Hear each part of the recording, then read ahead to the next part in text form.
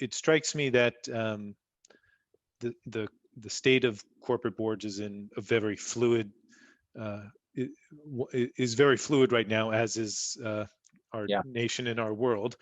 And I'm wondering, just at a very high level, Trevor, how should a board best be making sure it stays on top of things, whether it's through, and by that I mean, like, I've seen much more emphasis being in the last year or so being placed on the board evaluation process, committee evaluations. Um, I think the way boards interact with management has fundamentally changed over the last few years. But how should a board be sort of self-assessing where it's at, making sure that it's doing everything it's supposed to be doing, trying to stay in front of issues as much as possible, even though I don't know that, even though we think about risks all the time, I don't know that a pandemic itself was on anyone's mind a year ago. But just as maybe a way of tying all this together, what's the best way for boards to sort of ensure that they're doing what they're supposed to be doing? Well, one question is in the composition of a board. Do you go for expertise or experience or both? And I think there are very different schools of thought on this. There are some managements and some boards who prefer to have a group of generalists. It's just like how you would put together a team to tackle any sort of task, because as we said earlier, this is a job. And so, do you want a collection of people who are deep domain experts in various things, like a cybersecurity expert or a global health expert or a digital marketing expert or whatever? Or do you want a bunch of generalists? And this tension in constructing the team, I think, leads to two dimensions on which to focus: experience and expertise.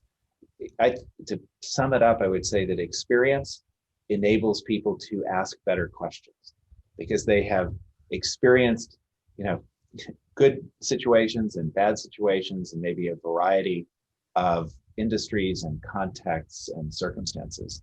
And expertise allows people to give better answers, and to be able to answer the question about should we be worried about a pandemic? How does this play out?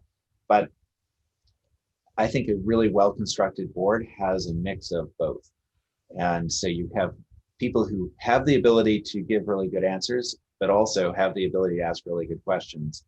And ultimately, the asking of questions, I think, elicits a better result in the interacting with management. Because the management, by definition, are domain experts who are deeply knowledgeable about the business. You're never going to know more about the company than the management knows, and it is sort of pointless to even try.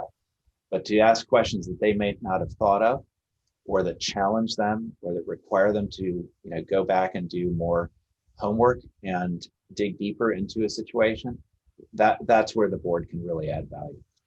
Yeah, no, that makes a lot of sense, and it to me, that dynamic of just interacting with management and really having a management that's receptive. Again, another cultural change over the years has been that CEOs and used to really filter quite a bit what went to a board, and there's obviously still some of that, because you don't need to give directors into the minutia of detail, but it's far better than what it used to be, and directors are they talk to a lot more members of management than they used to. It's not all through the CEO, so I think it's great guidance and I think that's the direction things are moving in.